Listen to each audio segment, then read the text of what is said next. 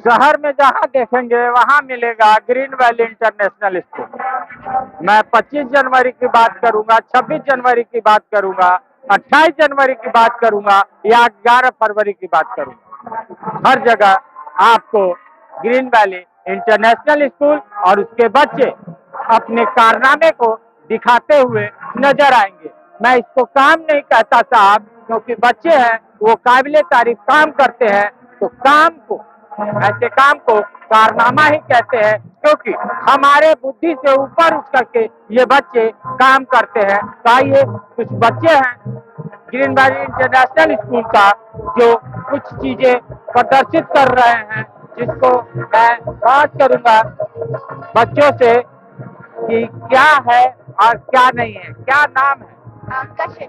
कशिश, ये क्या है पूरा आपने जो आज मेला है आदिवासी महाकुंभ मेला उसमें प्रदर्शित करने की कोशिश की है?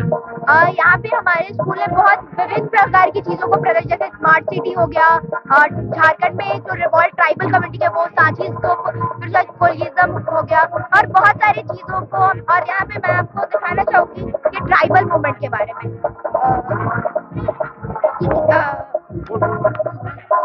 कि कैसे जो आदिवासी लोग हैं उन्होंने भी हमारे स्वतंत्रता में अपना सहारा दिया, अपना मेहनत दिया, जिसकी वजह से हम आज आजाद हो पाए हैं। जैसे कि आप देख सकते हैं यहाँ पर झारखंड का नक्शा है, यहाँ पे हमारा और ये देखिए, जैसे कहा जाता है कि 1857 में पहला भारत का रिवॉल्ट हुआ ब्रिटिशर्स के अगेंस्ट, पर नहीं, उससे पहले भी चेरो डायनेस्टी के लोग 1800 से लेकर 18 तक पलामू के वो वहाँ पे रिवॉल्ट किए, उनसे लड़ाई की।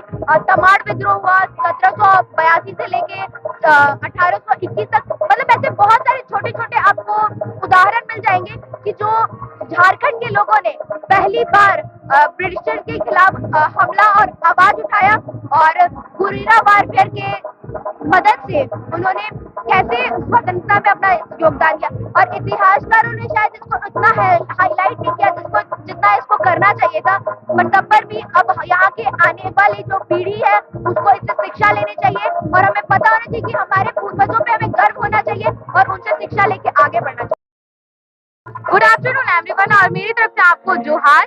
मेरा नाम सृष्टि कुमारी और मैं कक्षा 7 की छात्रा हूँ। ये मॉडल मैंने ग्रीन वैली के माध्यम से बनाया गया है, जिसका टॉपिक सैटेलाइट कम्युनिकेशन है। तो हम सभी जानते हैं कि आजकल हमारे जीवन में मोबाइल फोन का कितना इस्तेमाल होता है, कंप्यूटर्स का कितना इस्तेमाल होता है, लैपटॉप्स का कितना इस्तेमाल होता है।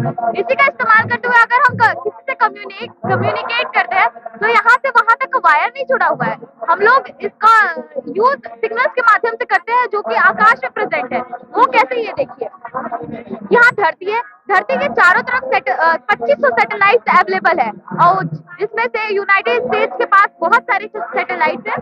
ये सैटेलाइट हमारे एंटीना रिसीवर को सिग्नल भेजता है, और वो जो एंटीना रिसीवर है हमारे फोन्स को सिग्नल भेजता है, हमारे कंप्यूटर्स को सिग्नल भेजता है, हमारे लैपटॉप्स को सिग्नल भेजता है, शिप्स में सिग्नल भेजता है, बिल्डिंग्स में सिग्नल भेजता है, और जहाँ तक कि जहाज में लोकेशन अगर फाइंड करना हो तो वहाँ पे भी सिग्नल्स का यूज किया जाता है। शिप्स में लोकेशन फाइंड करना हो तो वहाँ पे भी सिग्नल्स का यूज किया जाता है। मतलब आज के जनरेशन में बहुत जगह सिग्नल्स का यूज किया जाता है, नेटवर्क का यूज किया जाता है।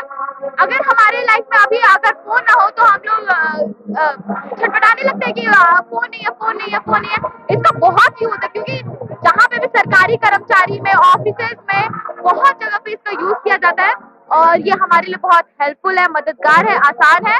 और इसका जो रेडिएशन है वो हमारे लिए हार्मफुल भी रही है, क्योंकि इसका जो रेडिएशन है वो बहुत सारे एनर्जी में बढ़ जाता है, और वो एनर्जी हमारे लिए बहुत लाभकारी होता है। तो इसका रेडिएशन भी हम लोग के लिए लाभकारी है, और यही मेरा सैटेलाइट कम्युनिकेशन मेरा मॉडल है। जोहार सभी को, मैं हूँ जॉली रानी, कक्षा 7वीं की छात्रा, और मैं हूँ ग्रीन वैली इंटरनेशनल स्कूल की, और मैंने यहाँ पे प्रस्तुत किया है पलामू के ऐतिहासिक स्थलों। मैं यहाँ पे दिखाने का प्रयत्न कर रही हूँ पलामू के जो हिडन जेम्स है, जो ऐतिहासिक स्थल है, जो कि न केवल पलामू बल्कि पूरे झारखंड के ऐतिहासिक स्थल है।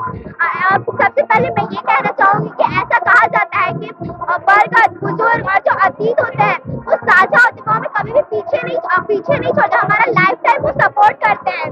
कितना भी उन्हें खोट चले, कितना भी रगड़ा दे, वो हमेशा हमारा साथ देते हैं। आगे बढ़ते हुए मैं यहाँ पे दिखाना चाहूंगी कि मैंने यहाँ पे सत्ताईनी मंदिर बनाया है जो कि हुसैनाबाद में स्थित है और 28 हेक्टेयर का लैंड कवर करता है। और जो सत्ताईनी जो ये वर्ड है वो 7 बहनों का एक पता था, वहाँ से ये आया था। उसके बाद हमारा शाहपुर रानी किला जो कि शाहपुर में स्थित है, यह अपने सौंदर्य के लिए प्रचलित है। उसके बाद मैंने बेतला नेशनल पार्क बनाया है जो कि 1026 स्क्वायर किलोमीटर में फैला हुआ है और इसमें बहुत सारे वाइल्ड लाइफ सेंचुरी और बहुत सारे एनिमल्स भी है। और जो बेतला नेशनल पार्क वो बहुत ही ग्रीनरी और बहुत ही सुंदर है, आप सभी को विजिट करना चाहिए। उसके बाद हमारा जंगलवा धाम जो कि अपनी आस्था और संस्कृति के लिए प्रचलित है। उसके बाद मैंने बनाया पलामू किला। पलामू किला एक्चुअली 2 पार्ट में डिवाइड किया हुआ है, ओल्ड पलामू यानी पुराना पलामू किला और नया किला। ये दोनों जो है ये एक जो राजा थे मैतिर है उनके द्वारा ये बनाया गया था और ये बहुत ही हरा भरा और बहुत ही सुंदर है। उसके बाद मेरा भैसापुर मंदिर जो कि रजवाड़ी में स्थित है और ये सारा जो प्रोजेक्ट है वो मैंने बनाया, बहुत मेहनत लगा है।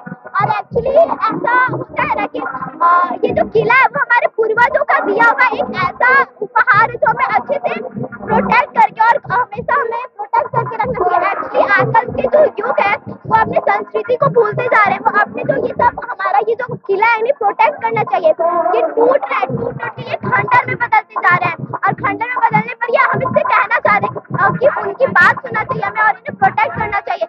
ये हमसे कह रहे हैं कि मेरी बात सुनो और मुझे बचाओ। और यही पे मेरा प्रोजेक्ट खत्म होता है। सभी को थैंक यू, बहुत बहुत धन्यवाद। सस्ता और समुचित इलाज के लिए गरीबों का रहनुमा मात्र एक हॉस्पिटल, मैया बाबू हॉस्पिटल।